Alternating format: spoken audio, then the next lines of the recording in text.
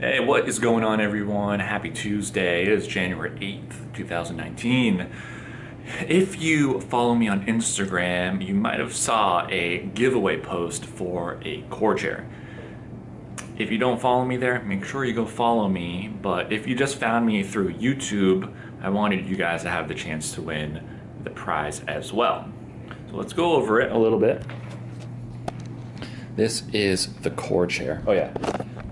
By the way, if you want to win, you have to go to my Instagram. All you have to do is like the picture or like the video, comment and tag 2 friends, then follow me, joetherapy, also CoreChair, because we're giving one of them away, and then go to the link in my profile, in my Instagram profile. Seems like a lot of steps, it's not. You click on it, and then all you have to do is put your email address and then your Instagram screen name or handle, and then we'll pick a winner at the end of this week, and then that's how we're gonna contact you. But back to the CoreChair. So you can win one of these. It is retailed at $795. Yes, this chair is expensive, but it's worth it because it's amazing, and you can win one. So this sits your butt perfectly. We have good lumbar support. This goes back and forth depending on how big you are or how small you are. And then seat adjusts height-wise, and then there's this thing, this lever on the side, and this is kind of the big draw of the CoreChair, kind of what it's known for. So you pull on this little lever here, you pull it forward, and then the chair starts to pivot. So we get a little bit of movement in our hips, and then you can tip it forward. This is one of my favorite things, just tipping it forward, and it makes you sit up way better. Get nice posture while you're sitting at the computer desk. That way, you're typing away, you're getting some work done, and your upper back feels good, your lower back feels good. So make sure you go over to my Instagram page, type in all that stuff, comment, tag the friends, link in the profile. That way, you'll have a chance to win this CoreChair.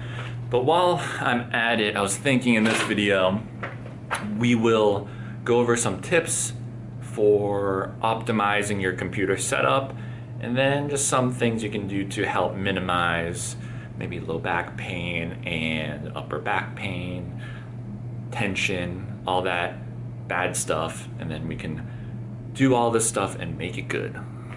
Let's talk a little bit about how to optimize your setup here, and then also some things you can do to help decrease some of that tension in your body if you're a desk worker, if you maybe have a corporate job, you're a computer programmer, you're a teacher, and you're just sitting down a lot.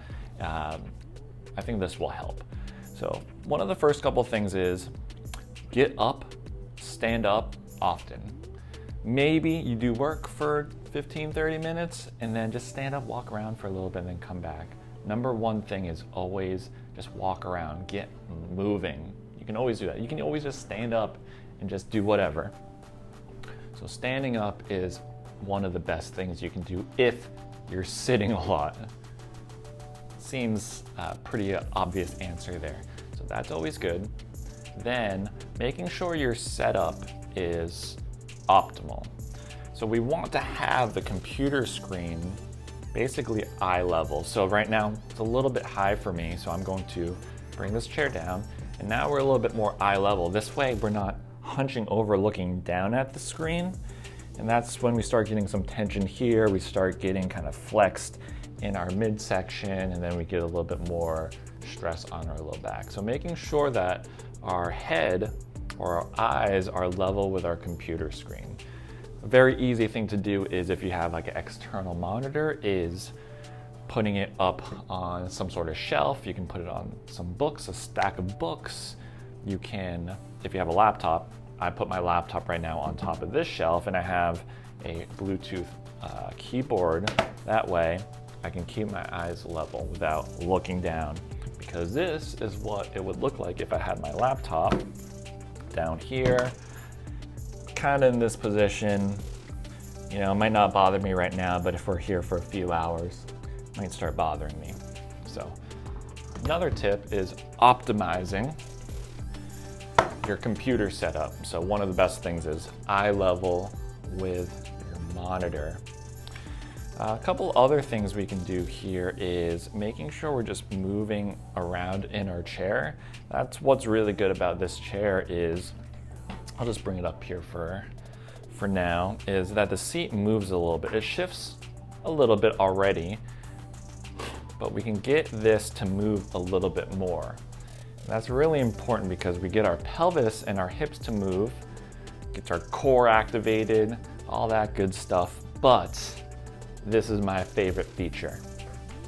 What happens here is we're in this position and it can get real easy to hunch over and get into this kind of poor posture position. What we can do is let this chair, let this seat tip forward like that, and then you can probably see that automatically my upper body went like this. Let's see that again in slow motion. Just like this, and then this tips slowly, and look at my mid-back. I'm not really doing anything here. Automatically lifts me up. If you don't have this chair, you can think about doing that in a normal chair. Just think about turning your pelvis this way. It's like you're trying to make a low back arch, and that will help keep you a little bit more upright here.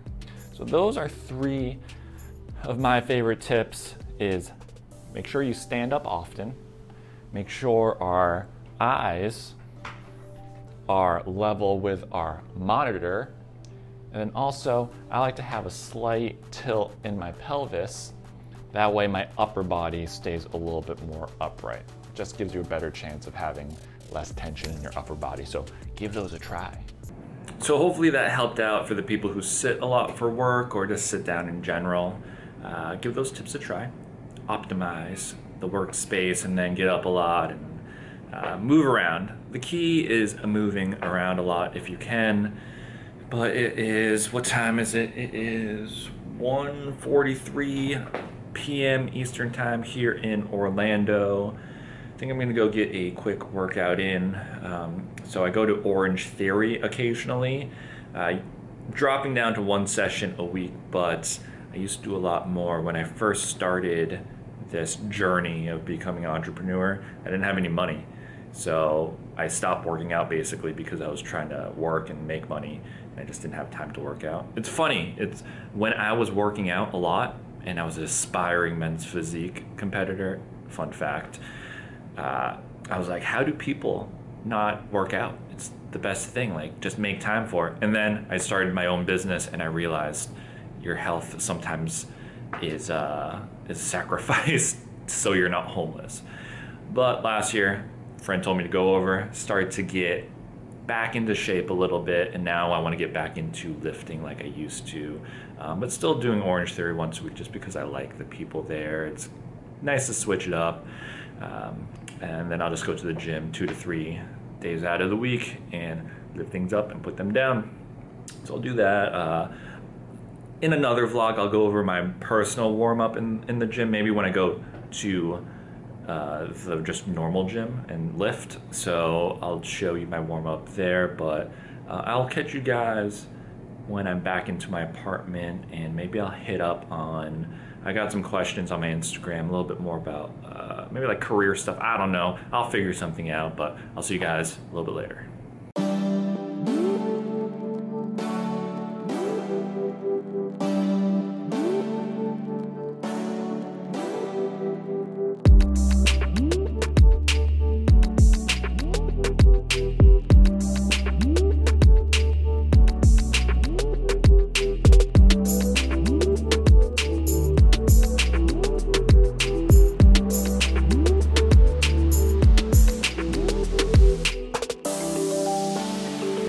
Just got back to the apartment. I'm exhausted.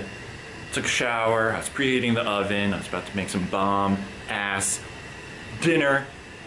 It's not gonna happen right now. I forgot my charger in the office, so I gotta go back. And it's 5 o'clock, which means crazy drivers are out. I'm gonna be so annoyed. It's gonna take me, it's not too long. It's probably gonna take me 45 minutes total, but it's just a waste of time. So I'll see you guys when I get back.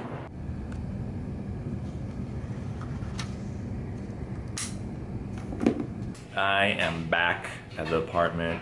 charger was in the office. Traffic sucked, but I'm back. It's all good. But I get this question asked a lot on my Instagram stories when I say ask me anything, and basically how I got started in this. So I'll run through it real quick. I'll try to keep it around 2 to 3 minutes, not too long. And if you want to know more, I can go into it a little bit more in a future video.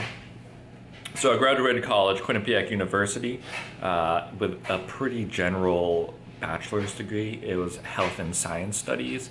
And a lot of people think I'm a physical therapist, but I'm not. I'm a massage therapist. And I don't know why, because in my Instagram profile, it says massage therapist right in it. But maybe because of this rise of physical therapy and stuff like that on Instagram, I think I got kind of pulled into that. So I'm a massage therapist, but that's not what I went to school for. I just got a general degree. And then after college, I kind of took a year off. I didn't really know what I wanted to do. I was thinking about maybe going back to school. I'm not really sure at that point, but I was starting to really like to work out. Not just going to the gym and just doing random stuff, but really starting to go online. And I was always on bodybuilding.com, and I was really getting into that fitness. So I ended up getting my personal training certification. But because I went to college, it was pretty simple of a test for me, at least. I had a good base of knowledge. I just had to learn the certifications, basically protocols and how they like to train people. So I learned that, spent like a month or so doing that certification. And then I ended up moving to Massachusetts and worked for Boston Sports Club, which is kind of their big box gym, and was a trainer there for 2 years. And that's one of the places that I really learned how to interact with people, because a lot of people don't know this. I'm pretty introverted. I would say I'm an introverted extrovert now, but back then, man, talking to people was brutal, very anxious, and also I just didn't want to do it. So that was kind of a place where it was really good to learn how to talk to people, engage with people, and then ended up, a lot of them just ended up being awesome clients for those 2 years. Then I got an opportunity to come down to Florida, where I am now, to work for a golf academy as their director of fitness, or a fitness trainer for them, and ended up not getting the job. So I came back to Massachusetts, where I was living at the time, just outside of Boston, and decided to go to massage therapy school, because that job down in Florida for the golf academy, they wanted a fitness guy, but also a soft tissue guy, and the only way I could put my hands on people legally was if I had some sort of license, and I decided to do massage therapy to get that license to work on people. And I did that part-time. I went to a part-time school while I was training people at the gym. So I would wake up at 4 a.m., get to the gym at 5 a.m., train someone. And at that time, I didn't have a huge clientele. So sometimes I would train someone at 5 a.m. I would just work out, and then I would just go back to my apartment. And then I would go to massage therapy school 4 hours in the afternoon. And then I would go back to the gym, sometimes if I had a client, and train someone then. So I did that for about 8 months, and then I ended up getting a position down in Florida for that academy because the current person decided to leave. Then I moved to Florida, and that's where I learned a lot about mobility, stability, assessments, all that stuff that you see on my Instagram, because golf was such a, mobility and stability is such an important component of golf. And that's where I really learned to take what I learned just from the big box gym and kind of taking it to the next level. A lot of strength and conditioning, a little bit of the medical side too, not too crazy on that. So I did that for 2 years. I ended up moving to Jersey for a year to be a director of fitness at a amazing golf club. Worked under a pretty well-known strength coach. And then I stayed there for 1 year and decided I wanted to do the entrepreneur thing. I thought I was capped at how much money I could make. And at that time, I was like, man, I can make way more money. I got the skills, I got the resume. And then decided to leave that job. And then I moved back down to Florida to pursue being an entrepreneur and trying to do things on my own. That's where shit hits the fan and I didn't have the greatest plan. I figured I knew everything and I knew how to get clients, and I didn't. So that didn't work out, and I decided to pivot a little bit and decide to do a little bit more on the massage therapy side, the treatment side, instead of going for the training and treatment hybrid. So that's when the Instagram account started. I started posting people that I worked on at the gym, tried to build a business from there just from word of mouth, and maybe one of my friends that I worked on, maybe their friends saw them on Instagram and they're like, oh, Joe works on him, you know, Joe must be good, and then maybe they would pop in. So that's where the Instagram happened. And now, 2 years later, I'm doing this, where I am currently. I am working in my office, working on clients, doing massage therapy sessions. I'm doing my Joe Pro online membership. And yeah, that's pretty much it. That's kind of the business right now. So it's gone a long way from working at a big box gym as a trainer and then going into massage therapy full time and doing the stretching thing on Instagram. So that's a little bit of a background. I know it's a lot, and a lot of stuff happened during that time too, but that's kind of the bare bones of what happened and where I'm at now. And that's it. You know, if you were interested in that, then that's cool. If you weren't, I'm sure you just skipped over this, but for the people who were wondering, that's kind of the breakdown of how things happened. And that is it for today.